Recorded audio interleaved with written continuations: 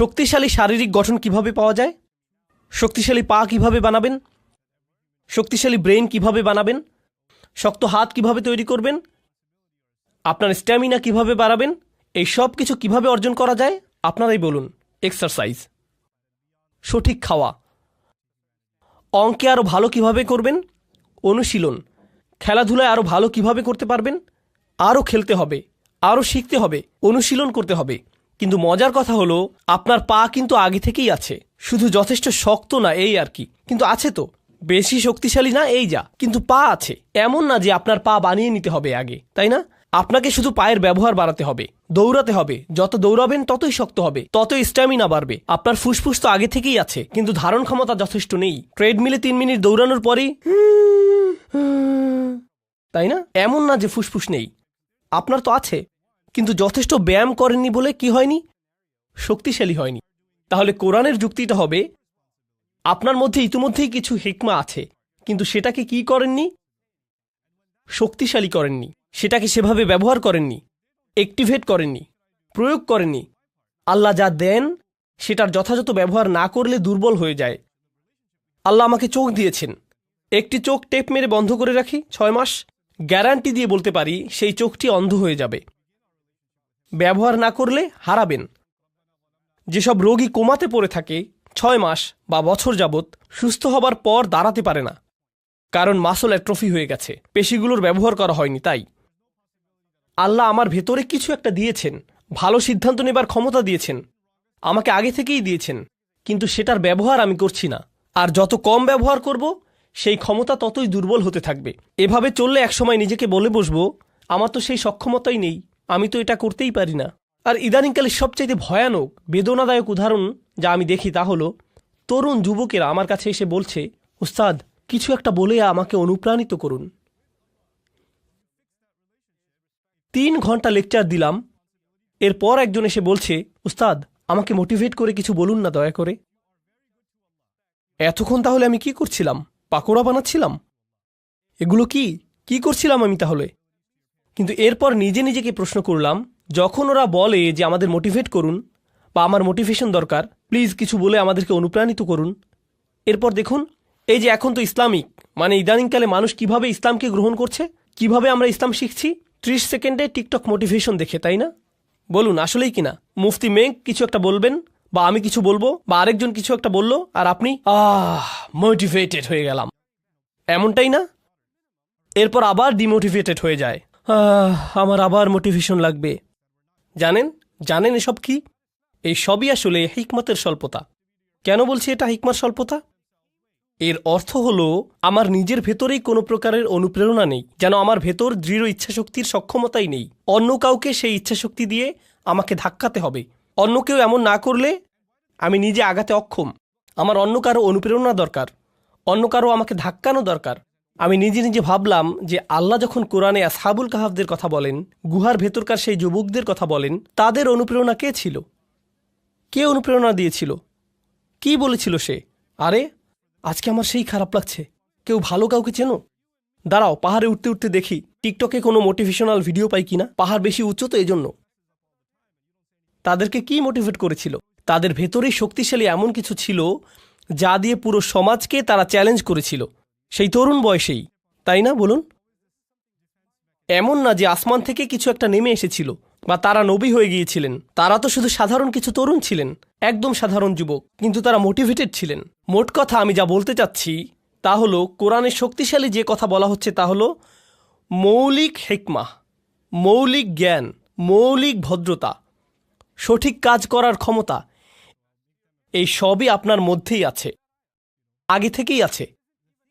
আরেকটা জিনিস বলবো আপনাদেরকে, কিছুদিন আগেই বলেছিলাম আরেকবার, ইদানিং আমি বেশ ফিল্টার্ড হয়ে গেছি, মানে আগের মতো আর ভদ্র নেই আমি।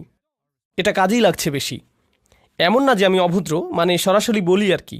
তো একজন তরুণী এলেন আমার কাছে, তখন জার্মানিতে ছিলাম। তো প্রোগ্রামের পর তিনি এসে বললেন, উস্তাদ আমরা কেন নারী নেতৃত্ব নিয়ে কথা বলি না? নারীদের নেতৃত্বে থাকা উচিত, তাদেরও নেতৃত্বের অধিকার আছে, আমরা কেন এটা নিয়ে আলোচনা করি না?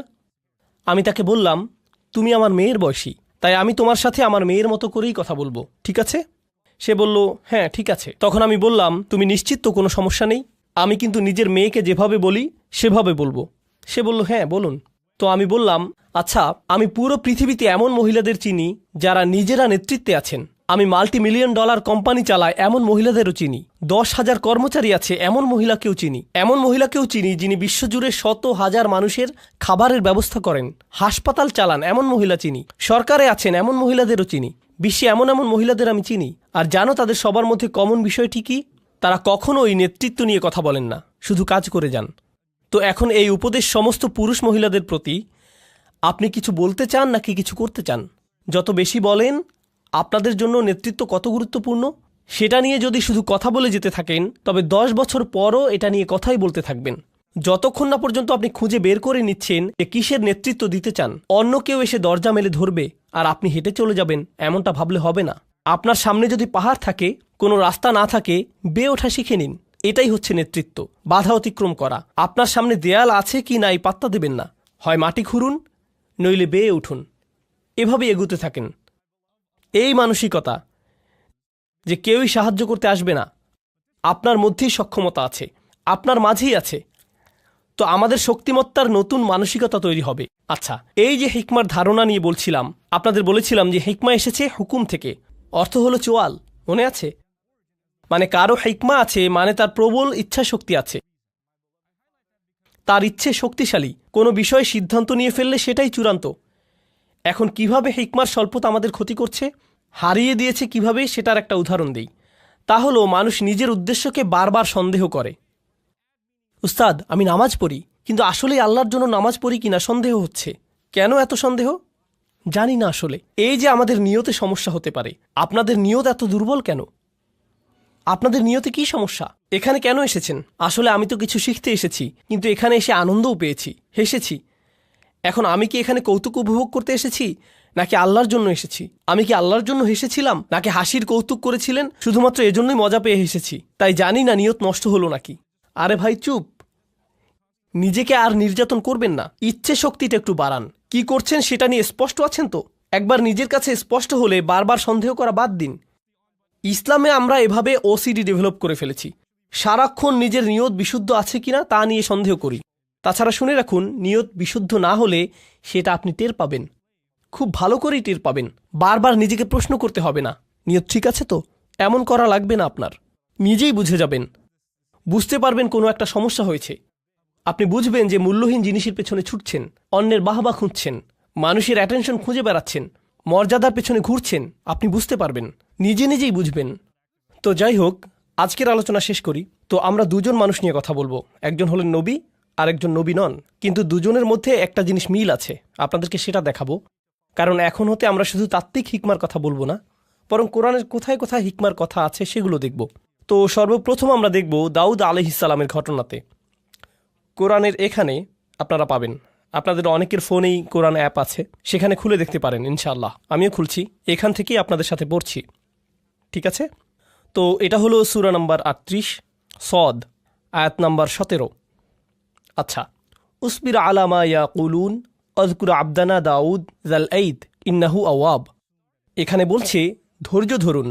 নবীকে বলা হচ্ছে যে তারা যা কিছুই বলে সেগুলোর উপর ধৈর্য ধরুন, আর আমার বান্দা দাউদের কথা স্মরণ করুন। তার ছিল ক্ষমতা, তার প্রচণ্ড ক্ষমতা ছিল, বারবার আল্লাহর কাছে ফিরে আসত। ইন্নাহু আওয়াব।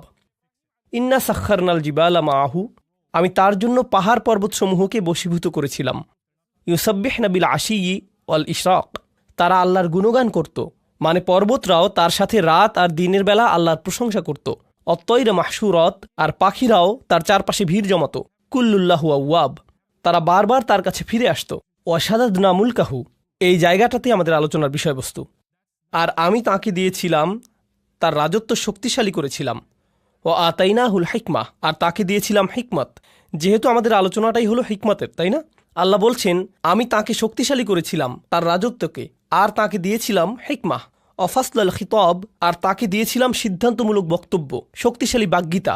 আচ্ছা, এখন যখন আল্লাহ বললেন যে তিনি তাকে হিকমা দিয়েছেন, তাই তিনি এখন তার ব্যাপারে একটা ঘটনা জানাবেন। পুরো ঘটনার বিস্তারিত আলোচনায় যাব না, সংক্ষেপে শুধু বলবো দাউদ আলাইহিসসালাম তার কক্ষে ছিলেন। আল্লাহ বলেন ওয়াহাল আতাকা নাবাউল খসম, আপনার কাছে বিবাদকারী লোকদের খবর এসেছে কি? ইজ তাসাওয়ারুল মিহরাব, দাউদ আলাইহিসসালাম ছিলেন রাজা, আর রাজারা তো থাকে রাজপ্রাসাদে, আর রাজার কক্ষ সাধারণত প্রাসাদের একদম উঁচুতে থাকে, নিরাপদ স্থানে। তো যেখানে নামাজ পড়ে, তো তিনি তার কক্ষে ইবাদত করছিলেন। মেহরাব হলো ঘরের সেই কোণার অংশ যেটা একটু আড়াল, যেখানে নামাজ পড়ে। তিনি ইবাদত শেষে পেছনে ফিরেই দেখলেন তার ঘরে কয়েকজন মানুষ। চিন্তা করুন তো, তার নিজের শোবার ঘরে, একদম ভেতরের ঘরে ঢুকে গেছে তারা। তাহলে কল্পনা করতে পারেন, এই যে আমাদের আমেরিকায় হোয়াইট হাউস আছে, তাই না? আর এই হোয়াইট হাউসে তো নিরাপত্তার অতিরিক্ত অনেকগুলো স্তর আছে। ছাদের ওপর স্নাইপার আছে, সিকিউরিটি গার্ড আছে, কুকুর আছে, এই সমস্ত কিছুই আছে ওখানে, তাই না? আর একদম ভেতরে আছে প্রেসিডেন্টের বাসভবন। তো প্রেসিডেন্ট ধরুন বাথরুম থেকে বের হয়ে দেখলেন সেখানে 6 জন বসে আছে। প্রেসিডেন্ট সাহেব, আমাদের একটা প্রশ্ন আছে, মানে কেউ যদি নিরাপত্তার এতগুলো স্তর পেরিয়ে আসে, তবে এটার মানে কি হবে? হত্যা করতে এসেছে, তাই না? মানে তো এটাই। কিভাবে তারা এতগুলো নিরাপত্তা স্তর পেরিয়ে একদম বেডরুমে এসে উপস্থিত হয়, বুঝতেই পারছেন। তো তিনি ফিরে দেখলেন এতগুলো মানুষ। ইদ দাখালু আলা দাউদ, তারা মিহরাবে দাউদের কাছে এলো। ফফাজি আমিন হুম, তিনি তাদের দেখে ভয় পেয়েছিলেন, হতবাক হয়ে গিয়েছিলেন, কি হচ্ছে এখানে, তাই না? তাছাড়া দেখুন, দাউদ আলাইহিসসালাম কিন্তু শুধু রাজাই ছিলেন না, তিনি সামরিক নেতাও ছিলেন। আর সামরিক নেতাদের কিন্তু শত্রু থাকে। আর তাই তারা যদি তাদের ব্যক্তিগত স্থানে কাউকে দেখতে পায়, তবে বুঝে ফেলে যে এখানে হত্যার চেষ্টা হবে। তো তারা বলল, লা তাখফ খসমানা বাগা বাদুনা আলা বাদ। আরে না না না, ভয় পাবেন না, আমাদের শুধু একটি সমস্যা হয়েছে, আমরা তো শুধু আপনার পরামর্শ চাই। কোরআনের ঘটনাগুলো ভালোভাবে বোঝার জন্যে আমি যা করি তা হলো নিজেকে সেই অবস্থায় কল্পনা করি। এজন্য আমি কল্পনা করলাম যে এই যে এখানের প্রোগ্রাম শেষ করে আমার হোটেলে ফিরে গেলাম, আমার হোটেল রুমের বাথরুমে গিয়ে ফ্রেশ হয়ে নিলাম, এরপর বের হয়ে দেখি সেখানে আপনাদের 8 জন বসে আছেন আমার বিছানায়। উস্তাদ, তখন আপনার সাথে কথা বলার সুযোগ পাইনি। আমার একজন কাজিন এই হোটেলে কাজ করে, তাই একটি প্রশ্ন আছে। আপনি এক ভিডিওতে বলেছিলেন, আরে আমি তো ওখানে ভয়েই ভূত হয়ে যাব।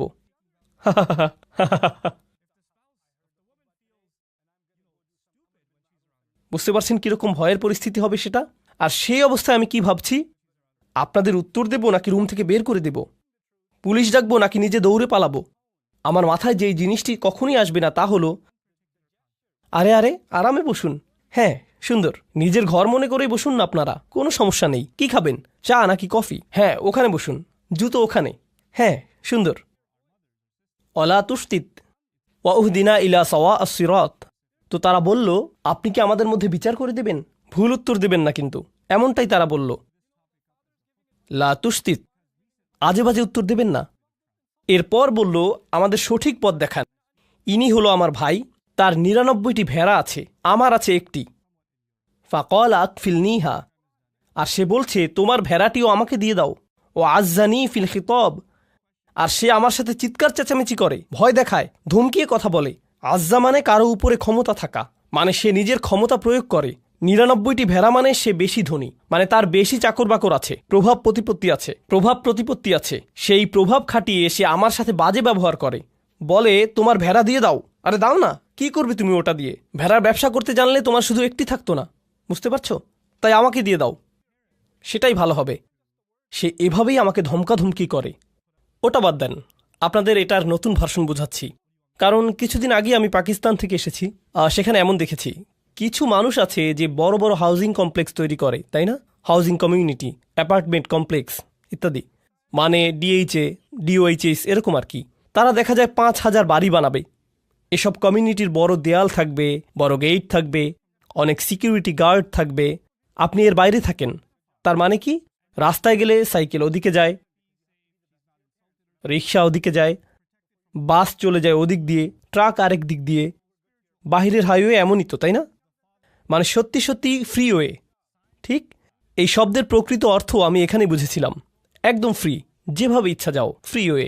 কিন্তু তাদের গেট দিয়ে ঢুকলে হঠাৎ দেখবেন আপনি বিদেশে চলে এসেছেন। রাস্তাগুলো পরিষ্কার, সবকিছুই শান্ত, নিয়মতান্ত্রিক, সবাই ট্রাফিক আইন মেনে চলছে, মল আছে ভালো ভালো, মানুষগুলো মনে করছে তারা খুব ইংরেজি পারে, আরও কত কিছু। আমি তাদের কিছু রেস্টুরেন্টে গিয়েছিলাম, তারা কোন জিনিসকে ইংরেজি মনে করে সেটা দেখতে। দোস্ত, হোয়াট দ্য হেল ইয়া, মানে কি যে মজা লাগে, খাবারের চাইতেও বেশি মজা এগুলো শুনতে।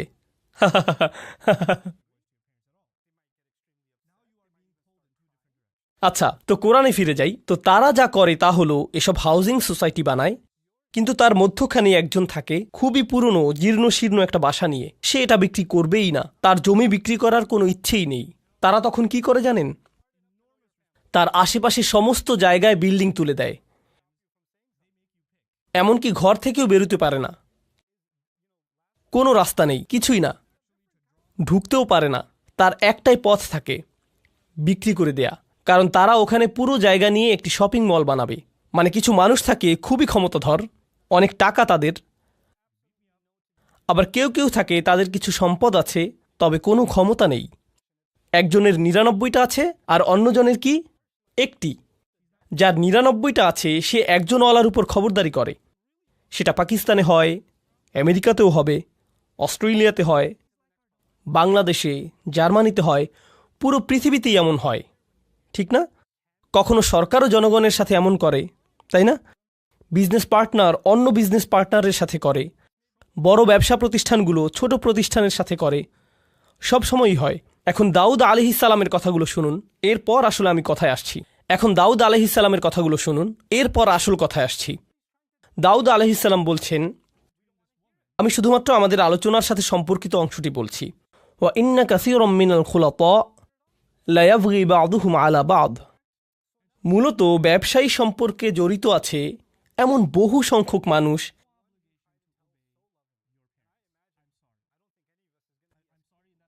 আর প্রেক্ষাপট থেকে বুঝতে পারছেন যে কে কার সাথে জুলুম করছে। যার কাছে বেশি আছে সেই দেখা যায় তুলনামূলক দরিদ্রের সাথে জুলুম করে, ঠিক কিনা? আর যার ক্ষমতা আছে সে অন্যদের ভয় দেখায়। এটা সবখানেই হয়। খুলাতা এর মূল অর্থ হলো যেসব মানুষের জীবন একে অন্যের সাথে জড়িত। যেমন ধরুন পরিবার, তাই না? তো ধরুন কোনো এক পরিবারে একজন পিতা আর ৬ জন পুত্র আছে, ঠিক আছে? এক পুত্র অন্যদের চাইতে বেশি ধনী আর রাজনৈতিক কানেকশনও আছে, বাকি ভাইদের এমনটা নেই। অথবা দুজনের এরকম আছে, বাকি ৪ জনের নেই। এখন উত্তরাধিকার সম্পদ গ্রহণের সময় আসলে বুঝতেই পারছেন কারা কারা তাদের অংশ সঠিকভাবে পাবে না, তাই না? কারণ যাদের ক্ষমতা আছে তারা যাদের ক্ষমতা নেই তাদের সরিয়ে দেবে, কিংবা তাদের হয়তো কিছুই দেবে না, ঠিক কিনা? তো এই ধরনের জিনিস তো ঘটেই। তাই দাউদ আলাইহিসসালাম বলছেন, অনেক ক্ষেত্রে যেসব মানুষ একে অন্যের সাথে সংযুক্ত তারা একে অন্যের ক্ষতি করে থাকে। ঠিক এই বক্তব্যটা দিলেন তিনি। এরপর বললেন, ইল্লাল্লাযীনা আমানু ওয়া আমিলুস সলিহাত ওয়া কলিলুম মা হুম। তবে যারা ঈমান আনে আর ভালো আমল করে তারা ছাড়া, আর তারা সংখ্যায় কতই না কম। অর্থাৎ যারা আসলে ঈমানদার আর ভালো কাজ করে তাদের একটি চিহ্ন হলো যে তারা ব্যবসায়িক চুক্তি নষ্ট করে না। তিনি বললেন কত কম তারা। দাউদের এই যে কথাটি চিন্তা করে দেখুন, আল্লাহ ব্যাখ্যা করে বলছেন হিকমা জিনিসটা কি। আল্লাহ শুধু বললেন, আল্লাহ দাউদকে কি দিয়েছেন? হিকমা। এখন লোকেরা তার কাছে এসে বলল, এই হলো আমাদের মামলা, আর তিনি বিচার করার আগে বললেন, আচ্ছা শুনুন, এরকম প্রচুর হয়। কিন্তু এটা যে প্রচুর হয় এই ধারণাটি দাউদ কোত্থেকে পেলেন? তিনি কি ওহী থেকে পেয়েছেন? কি মনে হয়? নাকি প্রচুর প্রচুর মামলা ঝামেলা থেকে অভিজ্ঞতা অর্জন করেছেন? তিনি প্রচুর সংখ্যক সমস্যা নিয়ে ডিল করেছেন। তিনি তো শাসক, বনি ইসরায়েলের সর্দার, তাদের নিয়েই তো তিনি থাকেন সারাক্ষণ। বহু বহু নজির দেখেন তিনি।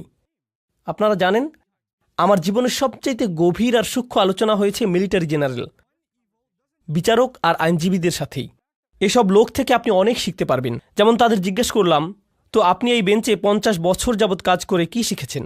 তারা বলেন, মাত্র ৩০ মিনিটের আলোচনায় তা আপনি শিখতে পারবেন না। আমি বললাম, শুরু তো সবখানেই থাকে, আগে শুরু তো করি, কিছু একটা অন্তত বলুন। ঠিক এই ধরনের অভিজ্ঞ মানুষদের থেকে অনেক কিছু শিখেছি আমি। কোরআন এখানে করেছেটা কি অসাধারণ। কোরআন বলছে যে জীবনের অভিজ্ঞতাগুলো সেগুলোই আপনাকে শেখাবে। কি শেখাবে? প্রজ্ঞা। আর আল্লাহ যখন বললেন যে তিনি দাউদ আলাইহিসসালামকে হিকমা দিয়েছেন, এটাই তিনি বলেছেন, তাই না? আল্লাহ মূলত বলছেন যে তিনি দাউদ আলাইহিসসালামকে জীবনের বাস্তব অভিজ্ঞতা দিয়েছেন, যেগুলো তিনি শিখেছেন মানুষ কিভাবে চলে, সমাজ কিভাবে কাজ করে। এই প্রজ্ঞারই অংশ থেকে তিনি এই মামলা বুঝে নিচ্ছেন, মানুষের আচরণ বুঝছেন। বুঝতে পারছেন আমি কি বলছি? হিকমার পক্ষে অসাধারণ একটা উদাহরণ কিন্তু এটা। এখন এর আগে আপনারা হয়তো ভাবতেন হিকমা এমন কিছু যা আল্লাহর কাছ থেকে আসে, হয়তো আধ্যাত্মিক কিছু একটা, মানে আপনি খুবই ইবাদত করলে হয়তো হিকমা চলে আসবে। এটাও কোরআনে আছে যদিও, এটা হিকমাতের আধ্যাত্মিক একটা অর্থ। কিন্তু এই আলোচনায় হিকমাতের ভিন্ন একটা স্তরের কথা এসেছে। মনে হয় যেন একেবারেই ধর্মনিরপেক্ষ একটা ব্যাপার, ধর্মের সাথে কোনো সংযোগই নেই যেন। কি এটা তাহলে? বিচারক হিসেবে তার কাজ, তিনি মানুষকে অনেক আজে বাজে কাজ করতে দেখেছেন, অনেক কিছু শিখেছেন, অনেক কিছু শিখিয়েছে এসব তাকে। আমার মতো কোরআনের একজন ছাত্রের জন্য এতে কি হয় জানেন? এতে কি হয়, যখন আমি কোরআনের ভেতর কোনো কিছু শিখছি, যেমন ধরুন এখন শিখছি তালাকের আয়াতটা, আগামীকাল আমরা তালাকের এই আয়াত নিয়ে কথা বলবো, কারণ এখানেও হিকমার প্রসঙ্গ এসেছে। সেটা বেশ মজার একটা আলোচনা হবে। তো যাই হোক, যদিও এর পরেই আমি চলে যাব। তো যাই হোক, কিন্তু এই বিষয়টা যে কারণে তুলেছি তা হলো, আপনি যখন তালাকের আয়াত দেখেন কিংবা যখন তালাকের কেসগুলো দেখেন, তালাক সম্পর্কিত বিচারকদের দেখেন যে তারা কি কি খেয়াল করেন, তাদেরকে বাস্তব জীবনের অবস্থাগুলো ভালোভাবে দেখতে হয়, সেখান থেকে শিখতে হয়। তাই যখন আমি তালাকের আয়াত পড়ি, তখন আমি সত্যি সত্যি একজন ডিভোর্স অ্যাটর্নির সাথে কথা বলি, ম্যারেজ কাউন্সিলরদের সাথে কথা বলি, মনোবিজ্ঞানীদের সাথে কথা বলি, তালাকের অভিজ্ঞতা আছে এমন লোকদের সাথেও কথা বলি। বুঝতে পারছেন? এর কারণ এই আয়াতগুলো বুঝতে যে এই হিকমা প্রয়োজন সেটা তাদের আছে। কি ধরনের হিকমা আছে তাদের? জীবনের অভিজ্ঞতা। খোদ কোরআনেই দাউদ আলাইহিসসালামের মাধ্যমেই হিকমার এই ধরনকে স্বীকৃতি দেওয়া হয়েছে। দাউদ আলাইহিসসালামের হিকমা মূলত হলো জীবনের অভিজ্ঞতা। তো আমি যা বলছি তা হলো, কোরআন হিকমার সংজ্ঞায় বেশ বিস্তৃত পদ্ধতি নিয়েছে, আর আমরা এই সবগুলো উদাহরণ দেখব। হিকমার নতুন একটা দৃশ্য সম্পর্কে জানব। যেমন আপনাদের দাদা দাদিরা কিন্তু নিজেদের জীবনের অভিজ্ঞতা থেকে অনেক কিছুই শেখাতে পারেন। আমাদের সমাজের মুরব্বীরা তো হলেন হিকমার পুকুর, অথচ কেউ পাত্তা দিচ্ছে না। কি কি শিখলেন জীবন থেকে? এভাবে জিজ্ঞেস করে আমরা উপকার নিচ্ছি না তাদের থেকে। বিভিন্ন পেশার মানুষ আছেন যারা জীবন থেকে কত কিছু যে শিখেছেন, কত কিছুই না দেখেছেন। যেমন একটি হিকমতের কথা আপনাদের বলবো, যেটা আমার পক্ষে জানা অন্যভাবে সম্ভবই ছিল না। নেভির একজন জেনারেলের সাথে আমার একবার দেখা হয়েছিল। আমি বলবো না কোন নেভি, কিন্তু তাদের সাথে দেখা করেছি। সেই সময় আমি সূরাতুর রহমান নিয়ে গবেষণা করছিলাম। আর সূরা আর রহমানে আল্লাহ বলেন, মারাজাল বাহরাইনি ইয়ালতাকিয়ান বাইনাহুমা বারযাখুল লা ইয়াবগিয়ান, তাই না? তিনি দুটো সমুদ্রের কথা বলেছেন, যেই দুটো সমুদ্র মিলিত হয়। তার সাথে তিনি মুক্ত আর প্রবালের কথা বললেন। এরপর তিনি পাড়ি দেয়া জাহাজের কথা বললেন, লাহুল জাওয়ারিল মুনশাআতু ফিল বাহরিকাল আলাম। ঠিক এরপরেই তিনি বলেন, কুল্লু মান আলাইহা ফান, সবাই মারা যাবে, সবাইকে মরতে হবে। তো তিনি সাগর নিয়ে কথা বললেন, মৃত্যু নিয়ে কথা বললেন।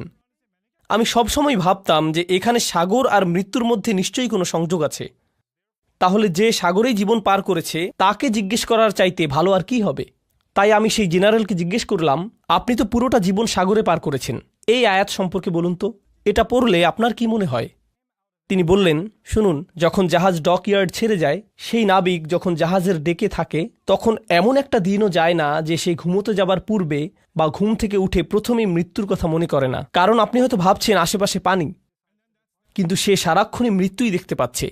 যে কোনো সময় সুনামি আসতে পারে, জাহাজ নষ্ট হতে পারে, কোনো কিছু আক্রমণ করতে পারে, কিছু একটা হয়ে নিচে ফুটো হয়ে যেতে পারে, মানে যে কোনো কিছুই হতে পারে। ঠিক তো তারা সারাক্ষণই মৃত্যুকেই যেন দেখছে। যে লোক তার জীবন সাগরে পার করে দিয়েছে, তার কাছ থেকে এই প্রজ্ঞা না পেলে আমি কিন্তু কখনোই সাগর আর মৃত্যুর মাঝে এই যে অসাধারণ সূক্ষ্ম সম্পর্ক, সেটা ধারণাই করতে পারতাম না। তারাই কিন্তু একদম নিজের অভিজ্ঞতা থেকে বুঝিয়ে দিতে পারবেন ওর মধ্যে সম্পর্কের কথা।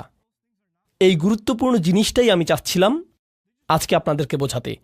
এই যে হিকমা আর জীবনের অভিজ্ঞতার মাঝে সম্পর্কটি, এটা কিন্তু কোরআনেই আছে।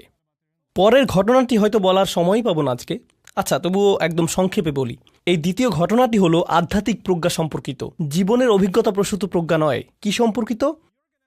আধ্যাত্মিক হিকমা। তা কোরআন থেকে নয়, ওহী থেকে নয়, নবুয়ত থেকেও নয়, বরং সেটা আসছে লুকমানের উদাহরণ থেকে। আল্লাহ লুকমানকে হিকমা দিয়েছিলেন, কিন্তু সেই হিকমা কী ছিল? পুরো দুনিয়া সম্পর্কে চিন্তাভাবনা করার পর, জীবন নিয়ে ভাবার পর, একজন পিতা হবার পর যেই হিকমা লুকমানের এলো, তা হচ্ছে আপনাকে শুধু শুকরগুজার হতে হবে। আনিশকুরলিল্লাহ, শুকরগুজার হতে হবে আপনাকে। এখন যে কোনো বাবা মাই কিন্তু এটা জানেন, জীবন কি সহজ নাকি কঠিন? জীবন অনেক কঠিন।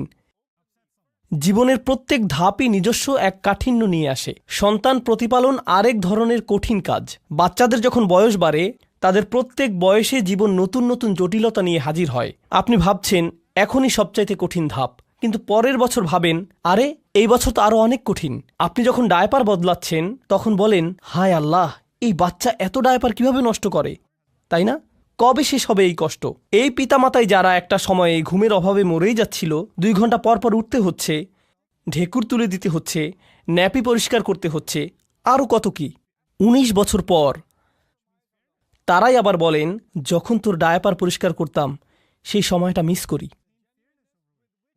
তখনই তুই ভালো ছিলি, আর এখন তো জ্বালা সহ্য করতে হয়। নতুন পরীক্ষা। লুকমানের জীবন খুব সহজ ছিল না। তার জীবনের অভিজ্ঞতাগুলো তাকে আধ্যাত্মিক এক প্রজ্ঞা দিয়েছেন। কি সেই আধ্যাত্মিক প্রজ্ঞা? আল্লাহর প্রতি কৃতজ্ঞ হও। আর তিনি বলছেন, যেই কৃতজ্ঞ হবে, কি অসাধারণ হিকমা দেখুন, যেই কৃতজ্ঞ হবে সে মূলত কৃতজ্ঞ হয় কিসের জন্য? কি বলছেন তিনি? অমাইয়াশকুর ফা ইন্নামা ইয়াশকুরুলি নাফসিহি। যেই শকরগুজার হবে সে তো নিজের কল্যাণেই শকরগুজার হবে। ব্যাপারটা অসাধারণ। আমি যদি কৃতজ্ঞ বান্দা হতে পারি তাহলে জীবনে সেগুলোতে আটকে থাকবো না, সেগুলো নিয়ে দুঃখ পেতে থাকবো না। আমার সাথে মন্দ কিছু হলে সেটা নিয়ে বারবার দুঃখ প্রকাশ করি না, সেটা দিয়েই জীবন আটকে রাখি না। জানেন কেন?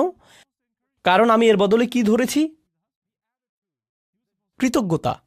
কৃতজ্ঞতা মানে জীবনে যা কিছুই অতীতে হোক না কেন, আমি সেটার ভালো দিকটি খুঁজি। ভালো দিক না খুঁজলে আপনি কখনোই কৃতজ্ঞ হতে পারবেন না, সেটা অসম্ভব। আর এখন যেহেতু আপনি ভালো দিকটি দেখা শুরু করেছেন, জীবনে যা কিছুই মন্দ হোক না কেন, ভবিষ্যতের ব্যাপারে আপনার দৃষ্টিভঙ্গি কেমন হবে? ইতিবাচক, পজিটিভ।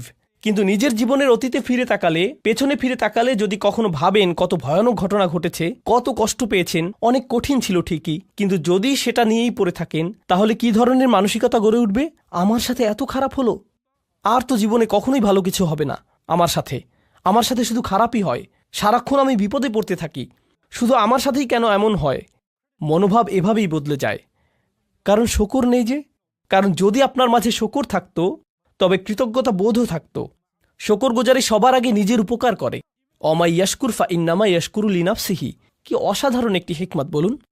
এটা কিন্তু হচ্ছে আধ্যাত্মিক প্রজ্ঞা। এমনকি আমি তো বলবো এটা এক ধরনের মনস্তাত্ত্বিক প্রজ্ঞা। জানেন, আমেরিকাতে মানুষ ঘন্টায় $350 দিয়ে সাইকোলজিস্টের কাছে কি শুনতে যায়? আপনার কিছু পজিটিভ সাইকোলজি লাগবে। আমি কি শুধু সূরাতুল লুকমান পড়তে পারতাম না? আরে এমন করলে তো আমার অনেক টাকাও বাঁচত, আবার অনেক সোয়াবও পেতাম, তাই না? আর তাই হিকমার এই প্রথম অংশটি হলো আমার অভিজ্ঞতা নিয়ে কিভাবে চিন্তা করব আর আল্লাহ সম্পর্কে কিভাবে ভাবব। হিকমার দ্বিতীয় অংশে চলে যাই তাড়াতাড়ি, এরপর আজকের সেশন শেষ। আজকের এটাই শেষ বিষয়। লুকমান রাদিয়াল্লাহু আনহু তার ছেলেদের বললেন, কোনো পাপ কাজই ছোট নয়, এমনকি সবচাইতে ছোট কাজও আল্লাহ বের করে আনবেন। কোনো পাপ কাজই ছোট নয়। আমি যেই মূল বিষয়টি বলতে চাচ্ছি তা হলো যে কোনো পাপ কাজই কি নয়, ছোট নয়, এমনকি মাইক্রোস্কোপিক লেভেলের কাজও নয়। এমনকি পাথরের ভেতরে থাকলেও আল্লাহ বের করে আনবেন। ইয়াতি বিহাল্লাহ। আল্লাহ খুবই সূক্ষ্ম, আল্লাহ খুবই সুনির্দিষ্টভাবে করেন। আপনার পাপ কাজকে কখনোই ছোট করে দেখবেন না। আর তাছাড়াও আরও যোগ করি, এর বিপরীতে আপনার কিসের ক্ষমতাকেও ছোট করে দেখবেন না? ভালো কাজের। এমন ভাববেন না যে আরে এসব করে কী বা হবে, ইনফ্লুয়েন্সার তো আর হতে পারলাম না, লাখ লাখ ভিউ তো আর পেলাম না। বুঝতে পারছেন? এই আয়াতগুলো নিজেই পড়াশোনা করে দেখুন না, এখানকার আয়াতগুলো দেখলেই বুঝবেন। তিনি তার ছেলেদেরকে বলছেন, অন্যদের দিকে বাজেভাবে তাকাবে না, বিনয়ের সাথে চলাফেরা করো। তার পুত্রদেরকে বলছেন যে কোথাও যাবার সময়ে উদ্দেশ্য নিয়ে যেন যায়, উদ্দেশ্যহীন চলাফেরা যেন না হয়। অক্সিদ ফি মাশিক। আর তিনি তার ছেলেকে আওয়াজ নিচু করতে বলছেন, তার ক্রোধ নিয়ন্ত্রণ করতে শেখাচ্ছেন, ভদ্রতা শেখাচ্ছেন, তাই না? জীবনের উদ্দেশ্য শেখাচ্ছেন। সে ঘর থেকে বের হবার সময় যেন তার আসল উদ্দেশ্য থাকে, জীবন যেন অর্থবহ ও উদ্দেশ্যপূর্ণ হয়। এসব জিনিসের বেশিরভাগই তিনি তাকে নিজের চেহারার ভাবভঙ্গিও নিয়ন্ত্রণ করতে বলছেন। লা তুসঈর খদ্দাকা লিন্নাস। মানুষের দিকে গাল ফুলিয়ে তাকাবে না, মানুষের চেহারায় বিকৃত করবে না। বেশিরভাগ মানুষ কি মনে করে? এগুলো ছোট ব্যাপার নাকি বড় ব্যাপার? ছোট বিষয় মনে করে। হজ হলো বড় ব্যাপার, হারাম বিশাল ব্যাপার। বড় কোনো ইবাদত করলে সেটা বড় পুণ্যের কাজ হবে, কিন্তু অন্যের দিকে মন্দভাবে তাকানো এটা তো ছোট্ট বিষয়, কিছুই না। আর এই যে প্রজ্ঞা, তার থেকে কি নিজের ছেলেদেরকে শিখিয়েছেন? সবচাইতে ক্ষুদ্র জিনিসকেও ছোট করে দেখো না। এরপর তিনি উদাহরণ দিলেন এমন সব কাজের সেগুলো মানুষ ছোট মনে করে, কিন্তু আসলে সেগুলো বিশাল কিছু। আল্লাহর চোখে সেগুলোও মূল্যবান। আপনি কিভাবে কথা বলেন, কিভাবে চলেন ফেরেন, আপনার মুখভঙ্গি কেমন, নিজের গলার স্বর কিভাবে ব্যবহার করেন, কি ভাষায় কথা বলেন সবার সাথে। ইন্না আনকারাল আসওয়াতি লাসাউতুল হামির। তিনি এই প্রজ্ঞা, এই আধ্যাত্মিক হিকমা শিখেছেন কিভাবে? কোনো ওহী থেকে কিন্তু তিনি এই হিকমা শিখেননি। এছাড়া মজার বিষয় হলো, অনেক মানুষ দেখবেন আপনারা যারা নিজেরা মুসলিম না হলেও লুকমানের উপদেশ মেনে চলে, তারা অন্যদের সাথে সদয় ভদ্র ব্যবহার করে, তারা উদ্দেশ্যপূর্ণ, তাই না? অন্যদের ছোট করে দেখেন না, তারা অন্য কারো উপর গলার স্বর উঁচু করে না। তাদের সব গুণ আছে। এই গুণগুলো তারা কোত্থেকে পেয়েছে? মাঝে মাঝে হয়তো মনে হয় এদের তো ইমানই নেই, তবুও কিভাবে ইসলামিক মূল্যবোধ পেল তারা? কারণ হলো হিকমাহ, সার্বজনীন বিষয়। কারণ হিকমাহ হলো সার্বজনীন বিষয়। আল্লাহ যাকে চান তাকে এটা দিতে পারেন। তো এর সাথে আজকের সেশন আমরা শেষ করছি ইনশাআল্লাহ। বারাকাল্লাহু লি ওয়া লাকুম। আসসালামু আলাইকুম ওয়া রাহমাতুল্লাহি তাআলা ওয়া বারাকাতুহু।